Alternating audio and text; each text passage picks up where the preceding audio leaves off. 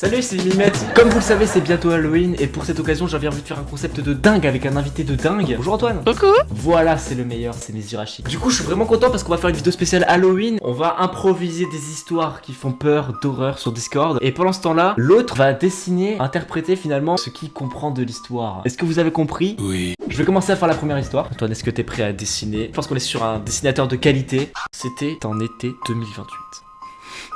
Le fameux soleil patate. La famille Gogosk partait en vacances aux Bahamas avec QE. Non, QE. Casse les couilles un peu toi, non?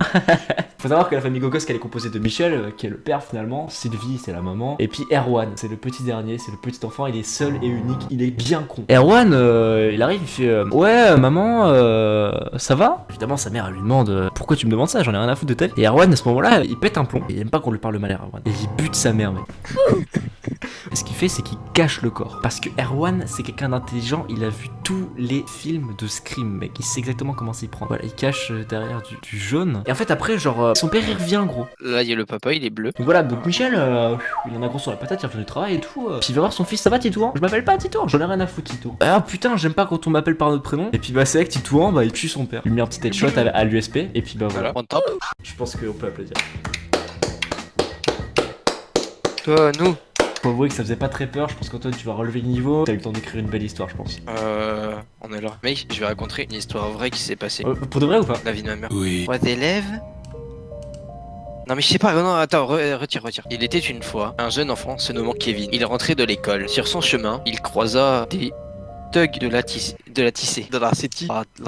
On est là. Ah ça c'est un thug, il a des lunettes, c'est pour ça que ça montre c'est un thug. Yo, pour passer, Kevin devait l'affronter. Mais ce n'était pas un affront comme les autres. Le thug lui dit: si tu veux passer frérot, on est là, 2 balles pour passer, tu vois, c'est ça. Du coup, Kevin, qui était un enfant assez gentil avec son prochain, lui donna 2 euros. Et il put passer. Donc Kevin, voilà, il avance. Et il continue sa route sur le chemin. Plus tard, il croisa une femme sur le bas-côté de la rue. Attends, une femme, comme je sais pas trop bien dessiner les filles, on va dire qu'elle a des longs cheveux et des gros bras. Mais pour passer, la femme lui dit: la vie de ma mère, tu peux pas m'aider tout sur la bagnole sur le côté, elle déconne. Mais Kevin, les voitures, c'est pas son truc. Du coup, il prend la fuite et il esquive à cette dame. Après toute cette péripétie, Kevin, qui était un enfant comme les autres, retourna chez lui. On va faire sa petite maison. Sa petite maison, elle est comme as, frère. C'est un 2 mètres carrés. C'est Stéphane Plaza qui lui a vendu. Sa maman l'attendait à la porte. Kevin! Il va se faire marrer. Ah, te voilà, Kevin. Oui, j'ai rencontré des obstacles sur la route. Ah, d'accord, rentre. Je suis désolé, mais ça fait pas peur ton histoire, Antoine. T'es en train d'inventer? Bah ouais. Et mec, on a dit des histoires qu'on a vraiment vécues.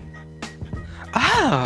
Mais J'avais pas, moi. Mais je m'appelle pas Kevin. Mais moi, je pensais que tu t'appelais Kevin, gros. On est là, frérot, mais non. Sa maman lui dit: ce soir, tu vas récolter des bonbons avec tes amis. Je t'avais préparé un costume, Kevin. Du coup, bah, t'iras. Kevin, bah, il est très obéissant. Du coup, il lui dit: ouais, bah, vas-y, tu veux, ma gueule. Du coup, bah, il avait un costume de tortue ninja. Mais ça fait pas peur. T'inquiète. Voilà, c'est bon, là, c'est un truc. Ah non!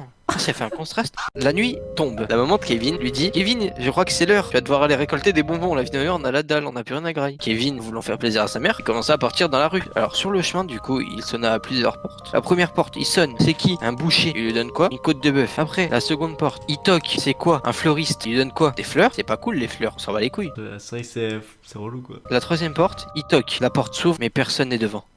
Ah. Il commence à rentrer, les escaliers sont en plein devant. La porte à gauche de lui se claque fort. Kevin du coup a peur, il essaie d'ouvrir la porte derrière lui, mais non, elle ne s'ouvre pas. Du coup Kevin il a peur et tout, et après il se fait caca dessus quoi. Ah non, c'est vrai, ça fait peur. Non, c'est vrai que le caca, chaud mec. Eh ben, je te propose qu'on passe à la prochaine histoire. Cette fois-ci, je vais faire l'histoire et j'ai de l'inspi de fou. Septembre 2018. 4 jeunes personnes redoublent une classe. C'est dans une forêt. C'est une forêt composée d'un seul arbre. 3 jeunes personnes, parce qu'il y en a un qui s'est cassé la gueule en fait sur le chemin et du coup ils sont plus que 3, sont dans la forêt interdite de Blair Witch. Franchement ils sont là, ils sont présents. Il y en a il s'appelle Dimitri, il y en a il s'appelle Eric, et l'autre il s'appelle Jlavsp, il s'appelle comme ça. Ils se sont posés à un endroit, ils se sont dit on va faire un petit feu de camp. Il y a le plus gros des 3 qui avait des marshmallows dans son sac. Et 2 autres vont chercher des bâtons, vous savez, pour planter les marshmallows et les faire cuire sur le feu de camp. Pendant que le plus dodu des 3 est resté devant le feu, il entendait des bruits, il était tout seul en campement, il entendait des bruits, il était pas bien. Et en fait il s'avérait que c'était juste le plus aigri des 3 qui était en train de faire caca en fait. Du coup bah il revient, donc ils sont 2 au campement. Alors frérot j'ai eu peur, j'ai entendu des bruits, t'inquiète c'était justement en train de chier, enfin, bref. Du coup le plus maigre des 3 s'est perdu dans la forêt. Il a plus de réseau, il peut pas appeler ses potes. Comment il va faire? Je ne sais pas, on verra plus tard quand j'aurai plus d'impro. Pour l'instant, il y a les deux qui sont au niveau du feu de camp. Et puis à un moment, bon, les mecs s'endorment parce qu'ils étaient complètement sous, voilà, ils dorment. Et l'autre revient, mais il revient ensanglanté. Il court, il fait ouais les gars, truc de ouf et tout. Les mecs se réveillent, ils comprennent rien. Ils le prennent pour un indigène, ils reconnaissent plus leur pote. Et bah ce qu'ils font, c'est qu'ils poussent le mec dans le feu. Et puis là t'as l'esprit de la forêt. L'esprit de la forêt il arrive et on se calme, là on n'arrive pas à dormir. Il est 23h59, c'est chaud tu vois. Et les marabouts, les deux meurent. Bah c'est comme ça que ça se finit en fait. Il faut savoir que c'est tiré d'une histoire vraie. C'est déjà la fin de la vidéo, oui je sais, je reviens avec une vidéo vraiment très courte. N'hésitez pas à vous abonner, à laisser un pouce bleu évidemment. Je vais essayer de faire une vidéo toutes les 2 semaines, ça pourrait être très sympa. Allez sur mon Insta, on est bientôt 100, je ne le dirai jamais assez. Peut-être à dans 2 semaines si tout se passe bien. Bisous, je vous aime. Allez on se passe.